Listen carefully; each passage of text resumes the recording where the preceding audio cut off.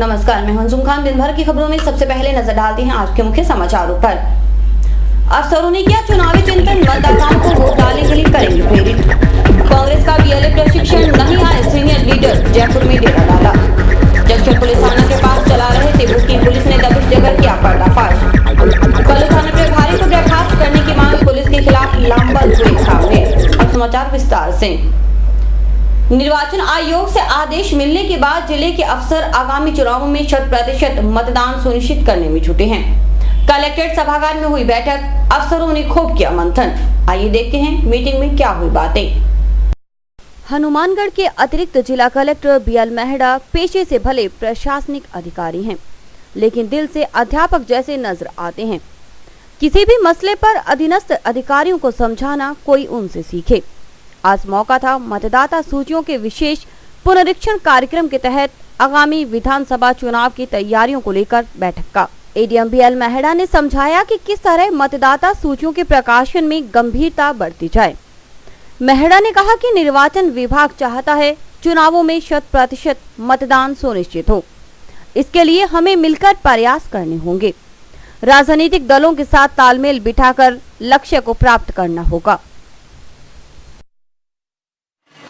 SVEEP SVEEP का कार्यक्रम दिया है और इसका पूरा नाम है।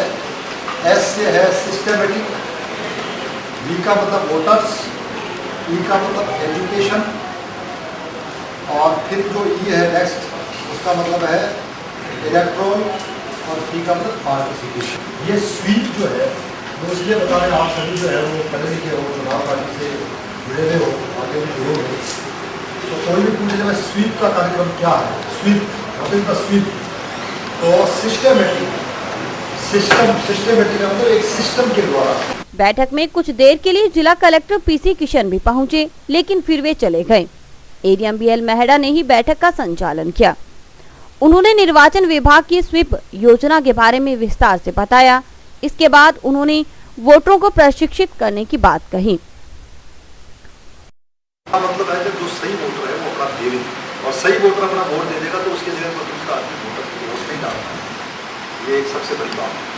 तो मतदाताओं को इस तरह से प्रशिक्षित करें, शिक्षित करें कि वो स्वयं ही प्रेरित होकर के वोट देने के लिए आगे आए और अपने आप को इस तरह से महसूस करें कि भाई ये मेरी एक प्रकार से राष्ट्रीय कर्तव्य है। इस तरह से वो कर जाए तो फिर अपने को एक्शनल कोर्स करने की, अपने को बार बार उनको समझाने की, साहब ये हमारा नाम जुड़ने का ये प्रोसीजर है, ये इतना विज्ञापन देते हैं, तो जरूरत ही नहीं रहेगी, आदमी अपने आप ही काम करता है।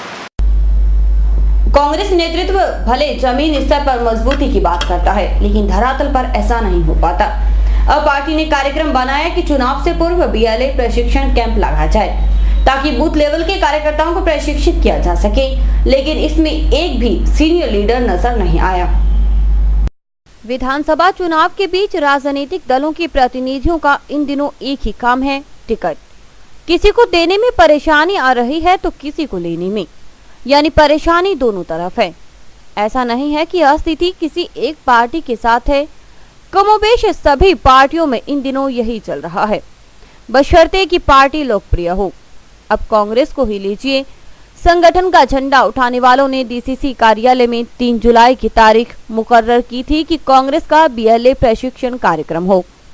इसके लिए वरिष्ठ नेताओं और पार्टी से जुड़े जनप्रतिनिधियों के आने की सूचना थी, लेकिन जब मीटिंग हुई तो कोई नहीं आया सिवाय पार्टी संगठन से जुड़े प्रतिनिधियों। सांसद, विधायक, पंचायती राज और निकास के प्रतिनिधियों की बात तो अलग, लिहाजा आनन फानन बैठक हुई। जिला उपाध्यक्ष दयाराम जाखड़, महामंत्री राजेंद्र बैद, बीसीसी अध्यक्ष मनोज सैनी और गुरमीत सिंह आदि ने संगठन को मजबूत करने का संकल्प जरूर पारित करवाया। उन्होंने बूथ लेवल के प्रतिनिधियों को सचेत रहने और मतदाता सूची पर नजर रखने की नसीहत दी। प्रत्येक बूथ के ऊपर जो आप एक अपनी पार्टी का बीएलए बनाएं और वो बीएलए समस्त जो है उस बूथ के जो है सारे वोट बनाए 18 साल के जो जिसने उम्र प्राप्त कर ली है। तो हमारा ये उद्देश्य है कि वहां पर हमारे कांग्रेस पार्टी का एक भी वोटर जो है वो बिना उसमें जुड़े हुए नहीं रहे और इससे इतनी बड़ी संख्या के अंदर 2700 वोट हो जाते हैं अगर एक बूथ में 10 वोट भी आए। अभी मेरे से पहले वकील जी ने आपको इसका प्रोग्राम बता दिया होगा कि जैसे आज से सभी पटवारियों को वोटर लिस्ट मिल जाएगी। दिया तले अंधेरा, पुरानी कहावत है यह। जंक्शन पुलिस थाना के सामने बुकी सट्टे का संचालन हो रहा था और पुलिस वालों को आज तक कान खबर नहीं मिली, लेकिन आखिर में जब पता चला तो पुलिस ने फौरन कार्रवाई की और मामला बेपर्दा हो गया। हनुमानगढ़ जंक्शन पुलिस थाना के बिल्कुल सामने है गांधीनगर। बेहतरीन कॉलोनी मानी जाती है यह। इस क्षेत्र में अधिकांश व्यापारी वर्ग रहते हैं या फिर सरकारी कर्मचारी। पुलिस थाना के सामने कोई अवैध धंधा हो या किसी ने सोचा तक नहीं, लेकिन ऐसा हो रहा था काफी अरसे से। सूचना मिलते ही पुलिस ने सक्रियता दिखाई। सब इंस्पेक्टर सौरभ तिवारी को सूचना मिली कि गांधीनगर के एक घर में क्रिकेट मैच पर सट्टा और खाईवाली का काम चल रहा है। तिवारी ने स्टाफ के साथ दबिश दी तो सारी स्थिति सामने आ गई। विकी वधवा नामक युवक इस कार्य में लिप्त था। पुलिस ने मौके से एक टीवी, अटैची, 14 मोबाइल सेट व रजिस्टर जब्त किए हैं। हालांकि वहां से नकदी नहीं मिली। तिवारी के मुताबिक आरोपी भारत और श्रीलंका के मैच पर सट्टा लगा रहा था। वार्ड नंबर 10 में हनुमानगढ़ जंक्शन कस्बा में बुक चला रहा है। श्रीलंका बनाम भारत मैच पे बुक चला रहा है ऑनलाइन। इस सूचना पर श्रीमान एसपी साहब से सर्च वारंट प्राप्त कर मनासाई न जाब्ता के घटनास्थल पर पहुंचा। तलाशी में उसके पास एक व्यक्ति विक्की सन ऑफ तेजबान वधवा, जाति अरोड़ा, उम्र 27 साल, निवासी रतिया फतेहाबाद, हाल किराएदार वार्ड नंबर 10 गांधीनगर को वहाँ से मौका से गिरफ्तार किया और उसके पास 14 मोबाइल, एक अटैची में और जो ऑनलाइन चल रहे थे मौका पर, जिन पे सट्टे के अंक ऑनलाइन जो बुक्की के भाव थे वो बोले जा रहे थे और मौका से एक टीवी बरामद किया और गिरफ्तार किया उसको। 3/4 आरपीओ में उसका इस तरह से पेश किया जाए कल न्यायालय में। सब इंस्पेक्टर सौरभ तिवारी ने माना कि मौके से कोई हिसाब नहीं मिला। आरोपी से पूछताछ की जा रही है, इसके बाद ही ज्यादा जानकारी दी जा सकती है। हिसाब किताब ये ऑनलाइन चल रहा था, हिसाब किताब का कोई अभी देखा नहीं है। आगे कल पता लगेगा हिसाब किताब का, उससे पूछताछ से पता लगेगा। अभी आए हैं जस्ट। समाचार अभी और भी देखते रहिए दिन भर की खबरें। आप अपने करियर को लेकर चिंतित हैं और इंजीनियरिंग के क्षेत्र में जाना चाहते हैं तो अब आप चिंता न करें और संपर्क करें Saraf institute of engineering and technology से। श्री गोपीराम सराफ सेवा ट्रस्ट चेन्नई द्वारा संचालित इस संस्था में बीटेक और पॉलिटेक्निकल डिप्लोमा के कोर्सेज करवाए जाते हैं, जिसमें बीटेक में civil engineering, computer science and engineering, electrical and electronics engineering, electronics and communication engineering, mechanical engineering करवाई जाती है। पॉलिटेक्निकल डिप्लोमा में इलेक्ट्रिकल इंजीनियरिंग, मैकेनिकल इंजीनियरिंग करवाई जाती है। इसके अलावा महाविद्यालय में आधुनिक कंप्यूटर लैब, साइंस लैब, विशाल लाइब्रेरी, इंडोर आउटडोर खेल सुविधा, लड़के व लड़कियों के लिए अलग अलग छात्रावास सुविधा, कैंटीन सुविधा, विशाल खेल के मैदान आदि सुविधाएं हैं। तो संपर्क करें Saraf institute of engineering and technology, TB road extension, Gursa road, Hanumangarh town. Baby happy modern PG college, a brand for quality education द्वारा स्टूडेंट्स के करियर को ध्यान में रखते हुए विभिन्न प्रकार के कोर्सेज करवाए जाते हैं, जैसे MSc, MA, BCA, BBA, BSc, BCom, BA. College में वेल क्वालिफाइड लेक्चरर्स की कड़ी मेहनत से लगातार 3 वर्षों से स्टूडेंट्स ने महाराजा गंगा सिंह विश्वविद्यालय की मेरिट लिस्ट में अपना नाम लाकर शिक्षा के क्षेत्र में एक नया रिकॉर्ड कायम किया। हाय, आई एम नूरजहां। मैं बीबीए की स्टूडेंट हूँ। मैंने बीबीए फर्स्ट ईयर में यूनिवर्सिटी में 3rd रैंक प्राप्त किया था। इसका सारा श्रेय मैं अपने मैनेजमेंट और स्टाफ को देना चाहूँगी, जिन्होंने यहाँ पर मुझे इतनी अच्छी फैसिलिटीज़ प्रोवाइड करवा। Simranjeet Kaur, first year I scored 80% marks, and for this I would like to thank for Baby Happy Modern PG College. The environment of this college is very learning and I have learned a lot of during these 2 years. College में corporate world की आवश्यकताओं को ध्यान में रखते हुए समय समय पर करियर गाइडेंस सेमिनार्स और वोकेशनल कोर्सेज आयोजित किए जाते हैं। महाविद्यालय में library, labs, wifi, playground, canteen, transport आदि फैसिलिटीज प्रोवाइड की जाती है। संस्था का उद्देश्य स्टूडेंट्स को एकेडमिक्स के साथ साथ एक्स्ट्रा करिकुलम एक्टिविटीज जैसे कल्चरल, स्पोर्ट्स आदि में संपन्न बनाना है। हमारे यहाँ पर आपको आकर्षक कीमतों पर 32 इंच LED, LCD टीवी उपलब्ध हैं। डीजी वर्ल्ड के शोरूम पर आपको आकर्षक brand Videocon, Sansui, Kelvinator, Electrolab, Philips, Panasonic, Kenstar आदि के होम अप्लायंसेस मिलेंगे। यहाँ पर LED, LCD TV, AC, refrigerator, washing machine, microwave, water heater आदि इलेक्ट्रॉनिक सामान आकर्षक कीमतों पर एक ही छत के नीचे मिलेंगे। मैं Deepak Bansal radio corporation, Bansal electro power, DG world Hanumangarh. हमने ये कामना की थी कि हम वर्ल्ड कप जीतेंगे, वो वर्ल्ड कप हम जीत चुके हैं। और मैं आपसे ये निवेदन करता हूँ कि जिले का सर्वप्रथम डीजी वर्ल्ड पर हर बढ़िया से बढ़िया वर्ल्ड की कंपनियां जो AC, LCD और वॉशिंग मशीनें, माइक्रोवन, होम अप्लायंस जो भी रखते हैं, आप हमें सेवा का मौका देवें उचित मूल्य पर और फुल गारंटी पर आपको इलेक्ट्रॉनिक्स उत्पादन यहाँ प्राप्त होंगे। जय हिंद, वंदे मातरम। संपर्क करें DG world, town junction road, Vijay cinema के सामने, हनुमानगढ़ टाउन।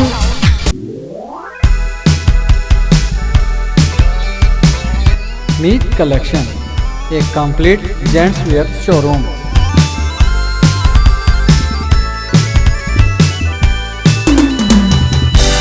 जहां पर आपको जेंट्स वेयर में रेडीमेड गारमेंट्स, इंपोर्टेड शूज, चप्पल आदि की भरपूर वैरायटी मिलेगी। वैरायटी ऐसी जो आपको देखते ही मन भा जाए, रेट ऐसे जो आपको पसंद आ जाए। यदि आप कम कीमत में अच्छी वैरायटी खरीदना चाहते हैं तो तुरंत संपर्क करें। हमारा पता है मीत कलेक्शन, खोसा कॉम्प्लेक्स, नज़दीक श्री राम मार्केट, हनुमानगढ़ जंक्शन।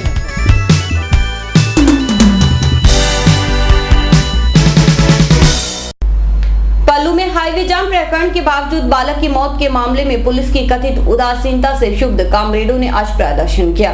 उन्होंने कहा कि पुलिस का रवैया सही नहीं है, ऐसे में पल्लू थाना प्रभारी को बर्खास्त करने की जरूरत है। जनवादी नौजवान सभा के प्रतिनिधियों ने आज जिला मुख्यालय पर पुलिस के खिलाफ प्रदर्शन किया। प्रदेश अध्यक्ष रघुवीर वर्मा के नेतृत्व में कामरेडों ने SP का पुतला दहन किया और नारेबाजी की। उन्होंने कहा कि बिसरासर में बालक की मौत की गुत्थी सुलझने का नाम नहीं ले रही। पुलिस राजनीतिक दबाव में काम कर रही है। जब हजारों लोगों ने बिसरासर में हाईवे पर जाम लगाया तो पुलिस का रवैया नकारात्मक रहा। इससे लोगों में पुलिस के खिलाफ काफी गुस्सा है। कल पूरे बिसरासर क्षेत्र में, पल्लू क्षेत्र के हजारों लोग 6 घंटे तक सड़कों पर बैठे रहे न्याय के लिए, और ये न्याय मांगते रहे कि यहाँ के अधिकारियों ने कोई कार्रवाई नहीं की है और उस थानेदार को हटाया जाए। जबकि आज SP का ये बयान आया है कुंवर राष्ट्रदीप का, वो ये कह रहे हैं कि ये जो है सामाजिक तत्व थे, जो बाहर से आए हुए लोग थे, इन्होंने ये सारी अराजकता फैलाई है, जबकि अराजकता नहीं थी, ये शांतिपूर्ण आंदोलन था। वोटों का सौदा नेताओं के लिए अब महंगा पड़ सकता है। नगर परिषद के खिलाफ लगातार बढ़ते असंतोष का खामियाजा अब न सिर्फ अधिकारियों बल्कि जनप्रतिनिधियों को भी भुगतना पड़ सकता है। वार्ड नंबर 30 के बाशिंदे अब नगर परिषद के खिलाफ लामबंद होने लगे हैं। नगर परिषद चुनाव के भले 4.25 साल होने वाले हैं, लेकिन वो सारी समस्याएं आज भी यथावत हैं जो उस वक्त सामने थी। वजह पार्षदों ने समस्याओं पर ध्यान नहीं दिया और न ही अधिकारियों ने उन समस्याओं के समाधान को लेकर रुचि दिखाई। वार्ड नंबर 30 हनुमानगढ़ टाउन का पिछड़ा इलाका है। लोग बिजली संकट से परेशान हैं। सफाई कर्मी तो वैसे भी यहाँ नजर नहीं आते। वार्ड वासियों की माने तो लगता ही नहीं यह क्षेत्र नगर परिषद की सीमा में आता भी है। समस्याओं से वाबस्ता होना है तो इनकी सुनिए। शासन की दुकान पे हमारा इतना उधार नहीं जितना केमिस्ट हो गया, इसको क्या ना डॉक्टर के ऊपर उधार है। परेशान है इसलिए लाइट की वजह से हमारे बच्चों की पढ़ाई नहीं हो पाती। बस हमारे बच्चे लाइट की वजह से कमजोर है। लाइट की वजह से हमारे बच्चों के बस दिमाग में थोड़ा बहुत विकास नहीं हो पाता। बस मच्छर वगैरह ज्यादा है, कुछ मलेरिया भी ज्यादा फैला हुआ है इधर की साइड में। लेकिन और मच्छर बहुत हैं और बच्चों को बहुत बुखार चढ़ रहा है और परेशानियां बहुत ज्यादा है, गंदगी बहुत है और अपना हमें सारी सहूलतें मिलनी चाहिए। और 15 SMS में बहुत परेशानी है। साढ़े लाइट की बहुत समस्या, 2 साल हो गए। मैंबर ਨੂੰ ਵੀ ਕਹਿ ਕੇ ਥੱਕ ਗਏ। ਐਕਸ਼ਨ ਤੇ ਜਾ ਕੇ ਲਾਈ ਦਰਖਾਸਤ ਜਾ ਕੇ ਤੇ ਲਾਈਟ ਸਾਡਾ ਟ੍ਰਾਂਸਫਾਰਮ ਅਲੱਗ ਲੱਗਣਾ ਚਾਹੀਦਾ ਇੱਥੇ ਆ। ਤੇ ਲਾਈਟ ਦੀ ਬਹੁਤ ਸਾਨੂੰ ਸਮੱਸਿਆ ਹੈ। ਬੱਚੇ ਬਹੁਤ ਦੁਖੀ ਹੈਗੇ, ਰਾਤ ਨੂੰ ਨਾ ਸੌਂਦੇ ਤੇ ਨਾ ਹੀ ਕੋਈ ਸੌਂਦਾ ਉਹਨਾਂ। आज आप लोगों ने क्या किया? ਅੱਜ ਅਸੀਂ ਮੀਟਿੰਗ ਕਰੀ ਹੈ ਤੇ ਸਾਡਾ ਲਾਈਟ ਦਾ ਕਰਨ ਪ੍ਰਬੰਧ ਨਹੀਂ ਤਾਂ ਅਸੀਂ ਚੱਕਾ ਜਾਮ ਕਰਾਂਗੇ। मानसून की धीमी चाल के बावजूद नगर परिषद सड़कों की स्थिति सुधारने को लेकर गंभीर नजर नहीं आई, लिहाजा आक्रोशित नागरिकों ने सड़क पर ही प्रदर्शन किया। नई धान मंडी हनुमानगढ़ टाउन के पास का है यह क्षेत्र की मुख्य सड़क क्या स्थिति है, इस पर हम कोई टिप्पणी नहीं करेंगे। आप खुद देखकर अंदाजा लगा सकते हैं आने जाने वाले लोगों पर क्या गुजरती होगी, इसका अनुमान भी लगाया जा सकता है। पास में है ट्रैक्टर ट्रॉली यूनियन का दफ्तर, वो भी सीटों से संबंधित। ऐसे में आक्रोश का अनुमान भी आप खुद लगाइए। हम तो सिर्फ तस्वीर दिखाकर हालात से अवगत करवाना चाहते हैं, लेकिन कामरेड हैं ऐसे थोड़े ना मानेंगे। सो परिषद के खिलाफ मोर्चा खोल दिया। मुर्दाबाद के नारे लगाए जाने लगे। बुजुर्ग कामरेड बिजला सिंह जैसे आग बबूला थे। नगर परिषद की व्यवस्थाओं को लेकर मौका मिलते ही शुरू हो गए।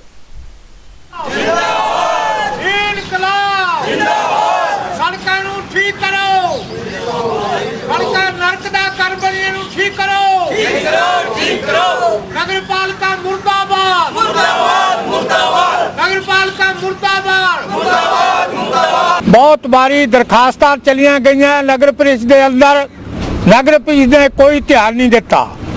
आज प्रेम प्रधान नूं मिले और उन्हें भी कहा कि मैं और भादू कई बारी नगर परिषद के अंदर गए और चेयरमैन नूं भी कहा, उन्होंने आश्वासन दिता है पर काम नहीं करया। आज ये जो सड़क है बहुत एक सड़क की बात नहीं है, असल में तो सारा शहर के अंदर ही नरक बनया पिया है। कितों लैके देख लो, टिब्बी रोड देख लो, कंदोई धर्मशाला की जी असी अज बात जितों असी बैठे हैं और गल कर रहे हैं, आज ये मौका देखन। पर ये जो शहजादे है नगर परिषद वाले नगर पालिका के विच बैठे हैं और बिल्कुल कोई काम करने को तैयार नहीं है, कोई काम नहीं होया। असी ये चाहते हैं कि जल्दी तो जल्दी ये सड़कों की मरम्मत होके ये सड़कें ठीक करिया जान ताकि शहर नरक का खड्डा ना बने। और अभी वक्त है हेडलाइंस का।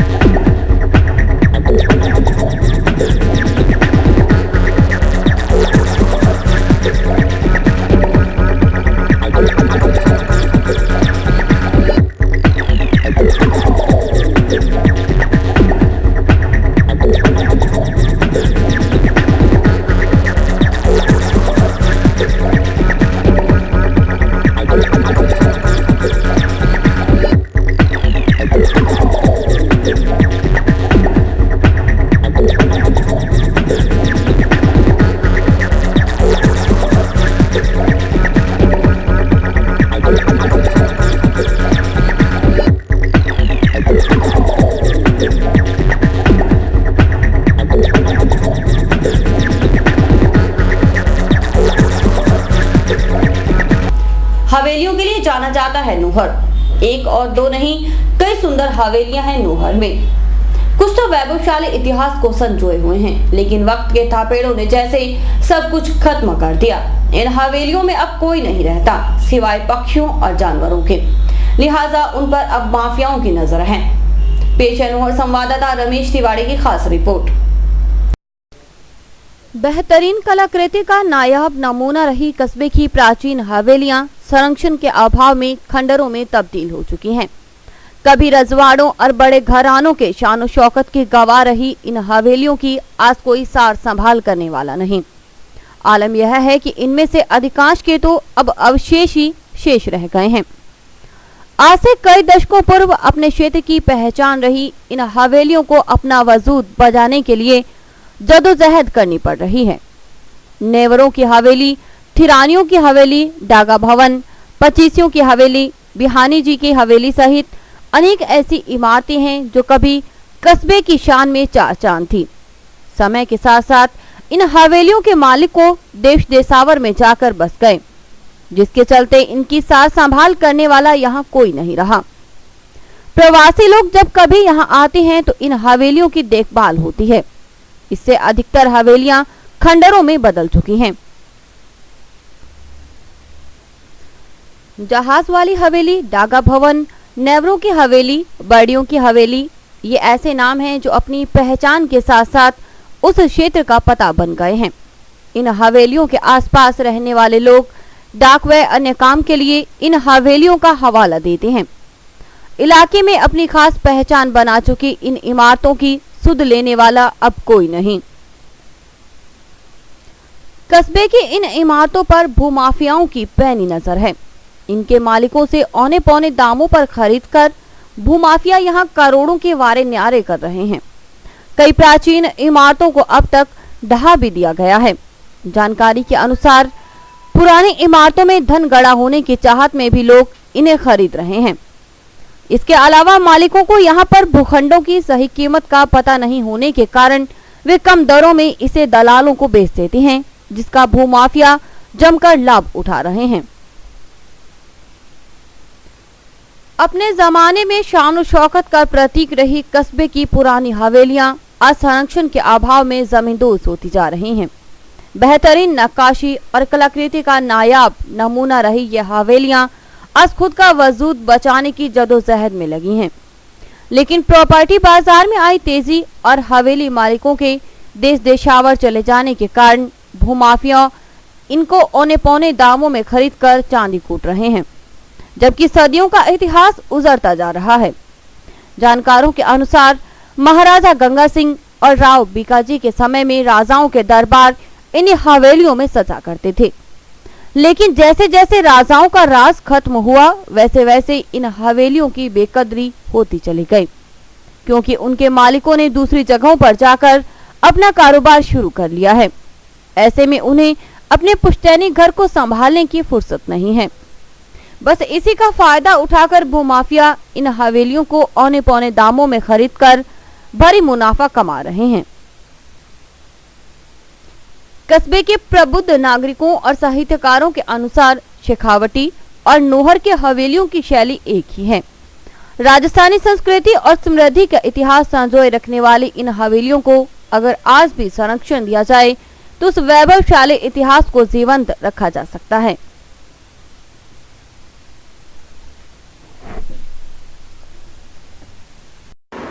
नौर की हवेलियाँ बहुत प्रसिद्ध रही हैं।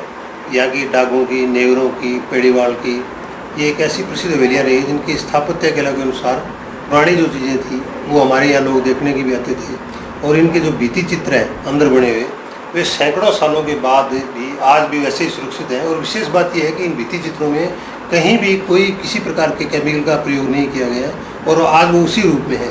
लोग बाहर से लोग देखने के लिए आते हैं। और इनकी तुलना जो है, जो हमारे शेखावाटी अंचल में, फतेहपुर शेखावाटी में जो हवेलियों के अंदर भित्ति चित्र है, वैसे ही भित्ति चित्र ये बने हुए हैं। हवेलियों का पहले बहुत महत्व था। जैसा कि गांव में पहले काफ़ी लोग इकट्ठे होकर के एक जगह बैठते थे, विचार मंथन करते थे, गांव के बारे में सोचते थे। आज वो चीज़ देखने को नहीं मिल रही है। पहले संयुक्त परिवार थे, एक व्यक्ति के निर्देश में काम भी होते थे, आज बिखर गए हैं। गंगा सिंह के टाइम से नौहर जो बहुत ही ऐतिहासिक नगर रहा है, अब हालत ये है कि नौहर की जितनी भी हवेलियां हैं पुरानी, जिसके अंदर थिरानियों की हवेली होती थी, महाराजा गंगा सिंह से उनको न्यायप्रिय सेठ घोषित कर रखा था, उनकी हवेलियां अपनी विरासत खो रही है।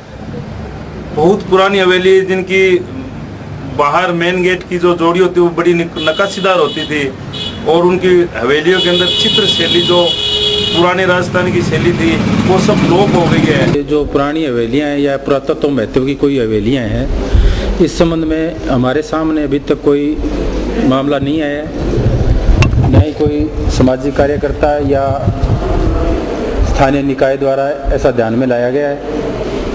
हमारे सामने अगर कोई प्रकरण आया, मामला आया, तो हम संबंधित विभाग को इस संबंध में उनके संरक्षण हेतु भेजेंगे। एक और जहां सरकार पूरा संपदा को बचाने के नाम पर पानी की तरह पैसा बहा रही है, वहीं दूसरी ओर नोहर में संरक्षण के अभाव में ऐतिहासिक धरोहर भूमित होती जा रही है। सरकार की बेरुखी और भूमाफियाओं की पैनी नजर के चलते ये व्यवसायी इतिहास आखिरी सांसें पी रहा है। Ramesh Tiwari, SCM news, Nohar. पंडित दीनदयाल उपाध्याय संघर्ष मंच ने मुख्यमंत्री अन्न सुरक्षा योजना के तहत आटा वितरण में धांधली का आरोप लगाते हुए आंदोलन की चेतावनी दी है। आपको याद होगा, नगर परिषद में भाजपा पार्षदों का गुट ने मंच बना रखा है जो इस मसले पर आंदोलन के मूड में है। उन्होंने इस संबंध में कलेक्टर को अल्टीमेटम भी दिया है। चुनावी साल में जनता को लुभाने में जुटी सरकार के लिए कर्मचारी आफत लेकर आ रहे हैं, यानी वे हड़ताल की तैयारी में हैं। अखिल राजस्थान राज्य कर्मचारी महासंघ एकीकृत ने सरकार को आखिरी मौका दिया है। अगर बात नहीं बनी तो 4 जुलाई से आम हड़ताल तय है। कर्मचारियों की मुख्य मांग छठी वेतन आयोग के वेतन और भत्ते को लेकर है। वे वर्ष 2006 से करीब 90 माह के एरियर के नगद भुगतान चाहते हैं। इसके अलावा मंत्रालय कर्मचारियों को उनकी बढ़ी हुई शैक्षिक योग्यता अनुसार वेतनमान व ग्रेड पे में बढ़ोतरी की भी प्रतीक्षा है। बहरहाल सरकार की तरफ से कोई संदेश नहीं आया है। ऐसे में यह तय है कि एक बार फिर राजस्थान के कर्मचारी आम हड़ताल पर जाएंगे। अखिल राजस्थान राज्य कर्मचारी महासंघ एकीकृत ने करीब 10 लाख कर्मचारियों की मांगों को लेकर कई बार आंदोलन का रास्ता अपनाया, लेकिन कोई ठोस परिणाम नहीं निकला। जिला अध्यक्ष अशोक भोबिया के मुताबिक कई बार धरने, प्रदर्शन, जिला मुख्यालयों पर ज्ञापन, याद दिलाओ वादा निभाओ कार्यक्रम हुए, लेकिन सरकार ने जैसे संकल्प ले लिया कि वह कर्मचारियों की एक नहीं सुनने वाली। सरकार के उदासीन रवैये से आहत होकर कर्मचारियों ने 11 अक्टूबर 2012 को विधानसभा के सामने प्रदर्शन किया और महापड़ाव तक डाला और सरकार जैसे कुंभकर्णी नींद से जागी। वार्ता हुई और कई मांगों पर सहमति भी बनी, लेकिन सरकार ने सहमति पत्र को डस्टबिन में डाल दिया। उसके बाद सरकार ने मामूली घोषणाएं भी की, लेकिन उसे कर्मचारियों के नाकाफी बताया जा रहा है। आखिर में कर्मचारियों ने 4 जुलाई से आम हड़ताल की घोषणा की है। और इसी के साथ समाचार समाप्त हुए। रोजाना देखते रहिए समाचार। नमस्कार।